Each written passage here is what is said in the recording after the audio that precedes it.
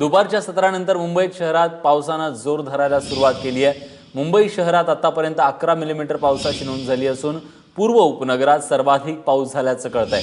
साहजिकपणे या पावसाचा परिणाम मुंबईच्या रस्ते वाहतुकीवर होताना पाहायला मिळतोय। मनश्री पाठक आपल्या प्रतिनिधी आता आपल्यासोबत आहेत। मनश्री, आता रस्त्यांवरची अवस्था नेमकी काय?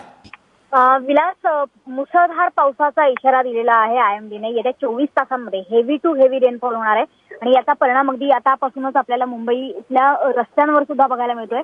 कारण अंधेरी, मरोळ, साकीनाका, सायन इथपर्यंत ठिकठिकाणी रस्त्यांवर वॉटर लॉगिंग झालेलं आहे, ठिकठिकाणी पाणी साठलेलं आहे। त्यामुळे अर्थातच याचा परिणाम रस्ते वाहतुकीवर झालेलाच आहे। अंधेरीच्या दिशेने जेव्हा आपण घाटकोपरकडे जायला निघतोय त्या ठिकाणी मोठ्या प्रमाणात पाणी साचलेलं आपल्याला दिसतंय। त्याच्यामुळे वाहतूक ही अत्यंत मंदावलेली आहे। त्यासोबतच रेल्वे वाहतुकीवर सुद्धा परिणाम झालेला आहे। खरं तर रेल्वे वाहतुकीसाठी मंदावण्याला विशेष असं तांत्रिक कारण देण्यात आलेलं नाहीये, मात्र तरी सुद्धा सेंट्रल आणि हार्बरची वाहतूक जी आहे ती 5 ते 10 मिनिटं उशिराने सुरू आहे। त्यामुळे अर्थातच मुंबईकरांना सलग दुसरा दिवस आहे आज कामाचा। त्याच्यामुळे